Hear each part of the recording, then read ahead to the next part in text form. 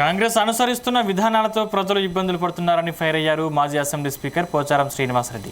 MP అభ్యర్థి గాలి అనిల్ కుమార్తో కలిసి బాన్సువాడ, నసరుల్లాబాద్, బీర్కూర్ మండల కేంద్రాల్లో ఎన్నికల ప్రచారంలో పాల్గొన్నారు. ఇల్లు నిర్మించుకునే వారికి గతంలో తమ పార్టీ అధికారంలోకి ఉండగా 2,000 రూపాయలకు ట్రాక్టర్ ఇసుక అందిస్తే ఇప్పుడు 4,000 రూపాయలకు ఇసుక అమ్ముకుంటున్నారని ఆరోపించారు. ప్రజల్ని ఇబ్బందులు పెడుతూ కాంగ్రెస్ పార్టీ నాయకులు ప్రవర్తిస్తే ఊరుకునేది లేదని హెచ్చరించారు.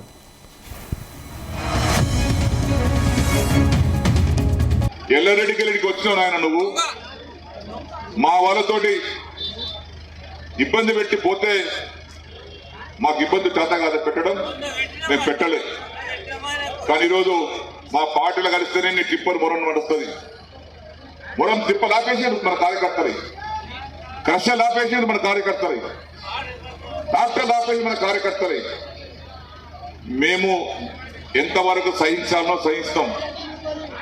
ఒకవేళ ఇంకా మీ బుద్ధి మారకపోతే తిరుగుబాటు చేసి విప్లవాన్ని తీసుకొస్తా అని చెప్పేసి మనం చేస్తాం. మనం ఉన్నప్పుడు ఇసుకకు ఎవరి బట్టి వాళ్ళు తెచ్చుకోమన్నాం. అప్పుడు 2,000కు 2,200 నా ట్రాక్టర్ వచ్చేది. ఇలా ఇసుకకు 4,000 అయిపోయింది ట్రాక్టర్. మరి మేము ఉన్నప్పటికి ఇప్పుడు డబల్ ఎందుకు అయింది? మీరు దోస్త తింటుండ్రు ఇల్లు కట్టుకునే వారికి, పని చేసుకునే వారికి. ఇప్పటికైనా మా పార్టీలో జాయిన్ అయితే ఇస్తాం, లేకుంటే ఇవ్వమన్నారు. ఇది బాన్సువాడ గడ్డ, పోచారం అడ్డ. దాదాపు 50 కోట్ల రూపాయల పనులు కానీ క్యాన్సిల్ చేయించాడు. శాంక్షన్ అయిన పనులు, టెండర్ అయిన పనులు క్యాన్సిల్ చేయించాడు. ఊళ్ళలో పోయి నీకు కమ్యూనిటీ ఇచ్చినాం, టెండర్ వేసుకోమంటే టెండర్ వేస్తే కూడా క్యాన్సిల్ చేసింది. ఇదెక్కడ న్యాయం అండి?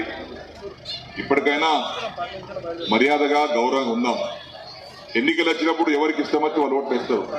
కానీ ప్రజలకు, కార్యకర్తలకు ఇబ్బంది పెట్టి పనిస్తే నేను కార్యకర్తలకు కడుపులో పెట్టుకుని అండగా ఉంటాను, వాటిని కాపాడుతానని చెప్పేసి సందర్భం తెలియపరుస్తా ఉన్నాను.